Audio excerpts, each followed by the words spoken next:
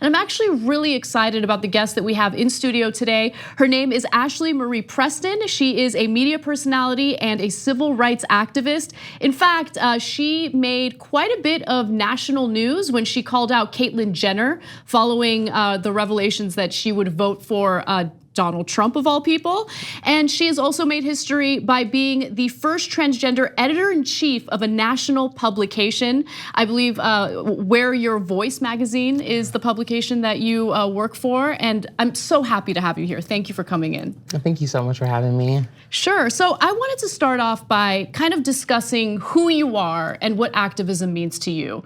So you actually got up and moved to LA at the age of 19. You used to live in Kentucky. What made you make that decision? I think it was intuitively, I knew that I wouldn't be safe to lean into my full authenticity, whatever that may have been at the time. I didn't have language to describe trans identity or any of the language we use commonly today, but I just knew that I wanted to be around people and I just wanted to learn. I've always had a lust for life, and diversity is one of the things I look for in an environment that I would call home. So you move all the way to Los Angeles. Diversity is one of the things that really drew you into this city.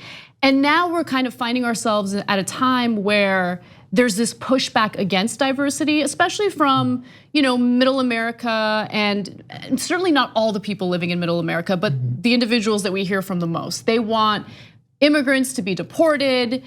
They are pushing for a time when segregation was acceptable. And what has your response been to that? Well, it's so interesting that we're still subscribing to the idea that it's really those like Southern rural folks in middle America, when in all reality, we still see that same dynamic in larger cities, only they're CEOs of larger corporations. And so they're using their post as these influential corporate identities to be able to push their agenda. So let's talk about that a little bit. Elaborate on which corporations have stood out to you the most in terms of, kind of hindering some of the diversity and the progress that we could be making as a country? I mean, well, quite naturally, there's been a lot of conversation and news around the CEO of Netflix and his money that he spent to take away women, or not only women, reproductive rights in general, because trans men, people who are non-binary, are also impacted by reproductive rights.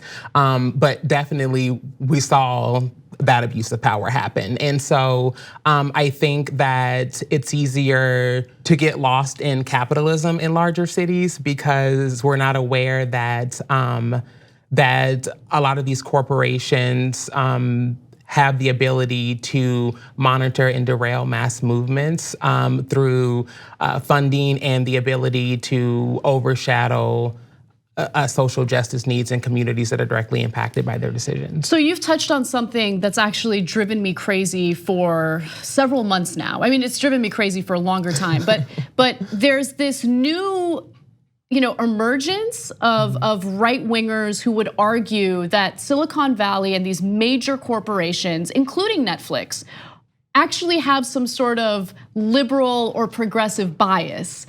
But of course, I mean, if you really look at their actions in a lot of different cases, what they fund, the types of politicians they align themselves with, that's not necessarily the case.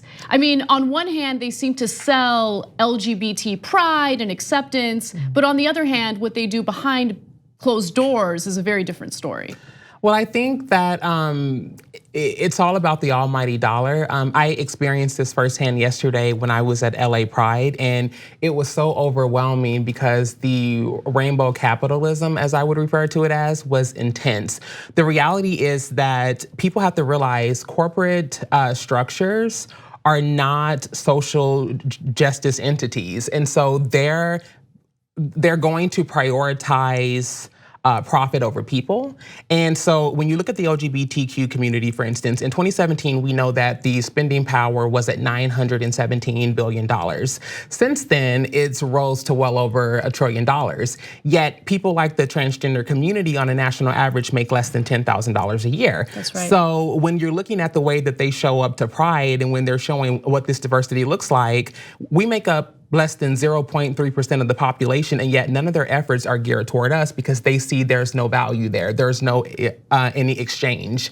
And so whereas poor LGBTQ people in middle America in rural areas, their big picture is survival.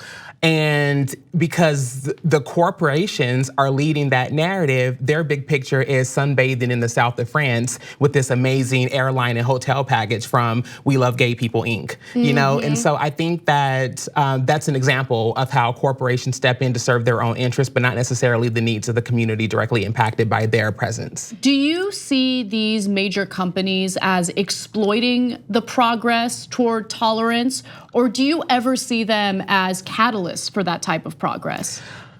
I definitely think, I don't know that I would necessarily demonize commerce in general. There are a lot of benefits and opportunities for historically disenfranchised communities to build equity through those structures of business. However, I think there should definitely be some sort of regulation, which is why I'm excited about presidential candidate Elizabeth Warren and the way that she's been going after big corp, big banks, big tech, and holding them accountable, because people will do what you allow them to get away with. Did you know that TYT Network is now available on YouTube's new streaming platform, YouTube TV? Get access to full TYT episodes and exclusive shows by signing up for YouTube TV today. All new subscribers get a 7-day free trial, so head over to youtube.tv and search for the TYT Network channel.